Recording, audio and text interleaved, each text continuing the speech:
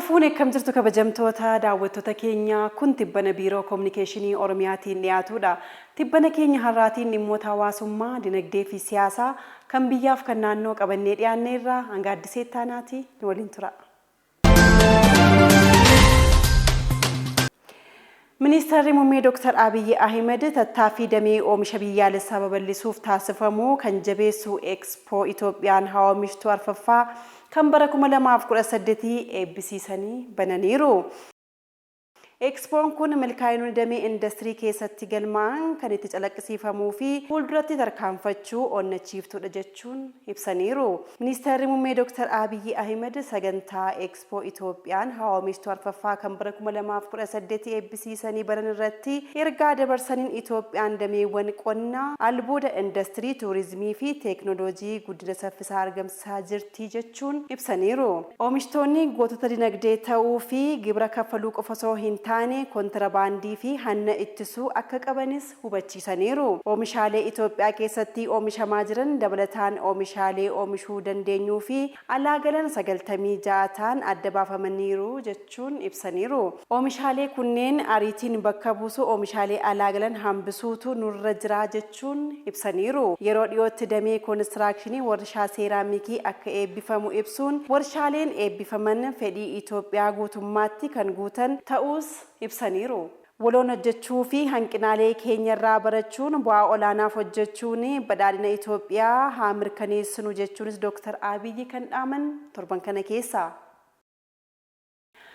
Ministeerri Muummee Dr. Abiy Ahmed Itoophiyaan bara kana qamadii kuntaala miiliyoona 300 ol oomishuun Afrikaa irraa sadarkaa tokkoffaadha jedhani.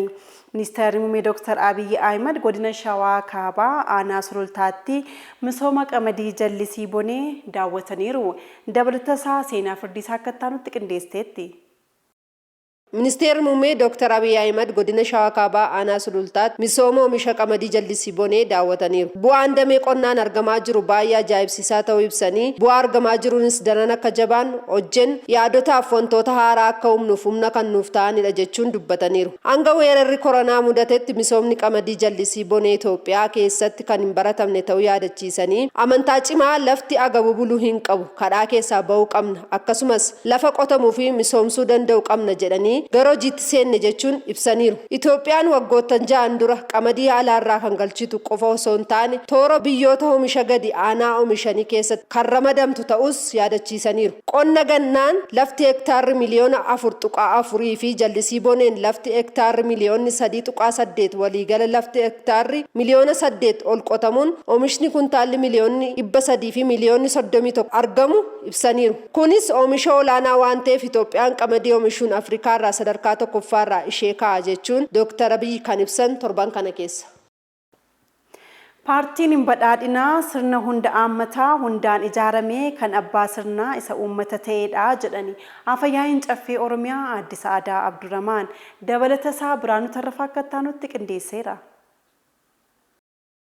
Paartiin badhaadhinaa filannoo biyyaalessaa marsaa torbaffaa bara kana biyyi keenya gaggeessitu irratti sagalee uummataa argatee mootummaa cimaa nagaa waaraa fi misooma saffisaa jalqabame itti fufsiisuuf guutuu biyyattiitti duula filadhaa bal'inaan gaggeessaa jira. Haaluma kanaan magaalaa Shaggar kutaa magaalaa Malkaanoonnootti duula filadhaa miseensota deeggartootaa fi jaalattoota badhaadhinaa hirmaachisuun gaggeeffamaa jira. Afayyaa'in caffee Oromiyaa Aadde Sa'aadaa Abdurrahmaan sochii duula filadhaa paartii badhaadhinaa taasifamaa jiru irratti argamuun haasaa taasisaniin paartiin badhaadhinaa sirna hunda hammate kan hundi keessatti argamu abbaan sirnichaa uummata jechuun dubbataniiru. Paartichi paartii yaada haaraan hundaa'ee fi abdii uummatatti paartii hore ta'uu ibsanii waggoottan 5 darbanis waadaa isaa gochaam dhugoomsuusaa ibsaniiru. Sirni federaalizimii dhugaa walqixxummaa obbolummaa fi sabdaneessummaa kan mirkaneesse paartii dimokiraasii dhugaa ijaaru ta'uusaa ibsaniiru. Hidha haaromsaa xumuruun dhimma galaana diimaa irratti sochii jalqabuu fi addunyaa irratti dhageettii argachaa akka jiru kan eeran Aadde Sa'aadaan walqabannee gaanfa Afrikaaf abdii akka taanu tokkummaan hojjechuu qabnas jechuun kan ibsan torban kana keessa. Egaan kabajamtoota daawwattoota keenya tibbana keenya har'aa biiroo kominikeeshinii Oromiyaatiin qabannee dhiyaanne kanarratti xumurreerra. Odeeffannoo dabalataa argachuuf yuutuubii, feesbuukii, teelegiraamii, tiiktookii, kallacha Oromiyaa like, share, comment, subscribe gochuun hordofaa isiniin jechaa torban tibbana kan biroo qabannee hanga walitti deebinutti nagaan nuuf tura.